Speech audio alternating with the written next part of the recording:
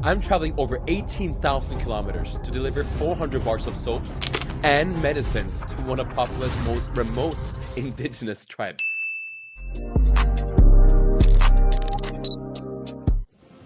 Alright guys, now we're gonna head over to the airport. So it's gonna be a long travel.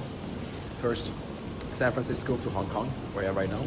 Then to Jakarta, Jakarta to Jayapura, and then sleep in Jayapura and get the supplies that we're gonna bring into Wamena, which is the city between the cities, which basically takes us to Nalca. So we're gonna fly from Wamena to Nalca, which is the tribe. And if that wasn't challenging enough, have you ever tried packing 400 bars of soap and only be allowed one suitcase on the plane? Well, we ran into some issues when we came to Jakarta as well. I had to freaking run. And it didn't get any easier from there after getting to Jayapura.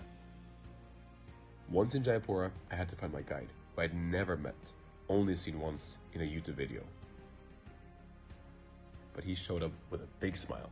So please meet Carlos, my guide. Since we needed supplies, he thought it was a good idea to bring me to one of the local markets, where they were chewing one very peculiar thing, a beetroot. Now, I had to try the same thing, not to the same satisfaction, let's put it that way. With all the new supplies, we headed to the airports the very next morning. And let's just say we ran into some more issues once we landed. The airline that was going to take us tomorrow has now canceled the flight, and there's no one that can take us there before Tuesday. So it's now Friday. We're supposed to get there on Saturday.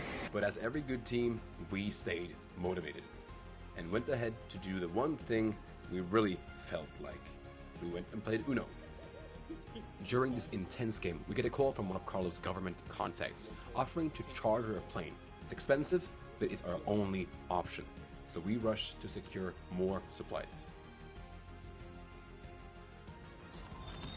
We got some candies and I brought Uno. Man, this is gonna be good. Let's make it go. After paying, we are ready to go. Seeing this plane right now, I have second thoughts. Like this plane is so old and small. Like I am getting like chills just by like looking at it, because I read the history of these guys. It's not the prettiest. And we're only 4 passengers. I'm like, freaking hell, man. This is sketchy. Okay, but we're gonna do it. It's for a good cause. We're gonna help out the local community. Let's do it. Let's make it happen. And of course, an alive pig.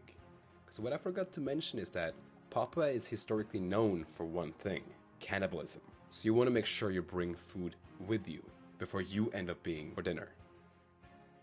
Once you're strapped up and have your helmet on, we're ready to go. And what a beautiful ride it was. Incredible scenic views. You can even see small settlements from other indigenous camps. After 1.5 hours, we landed on the airstrip in the middle of the forest, and 100 people, the entire tribe, was waiting for us. Pero.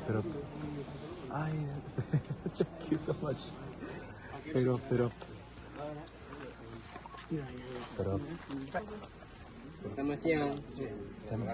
And after handing out some candy, we were off to our hopefully last mission, which was to find the tribal leader who we were going to give the soaps to.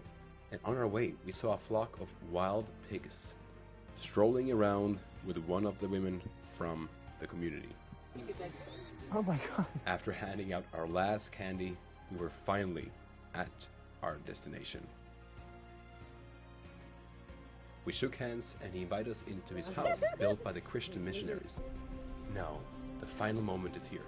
What has taken me 5 flights, 87 hours since I started this video. It all comes down to this.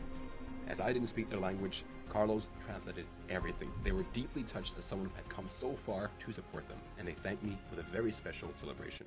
I got the mojo deals, we been tripping like the 80s, pulling out the coupe at the lot.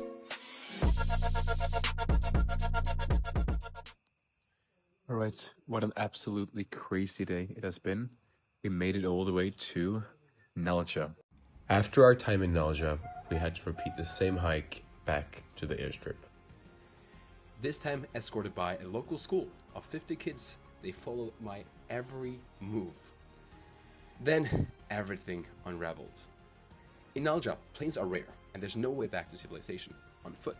We were just told it was too cloudy too much rain for any pickup. I asked when the next plane might come. 1 week, they answered. My flight back to the US was in 36 hours. That could not be real. After hours of trying to stay calm, the weather finally shifted. There was a 50% chance a plane would come, and it did. We unloaded, took off, and headed back to the capital, then onward to the US. This has been an unforgettable trip. Now it's just another 48 hours left to get home to San Francisco.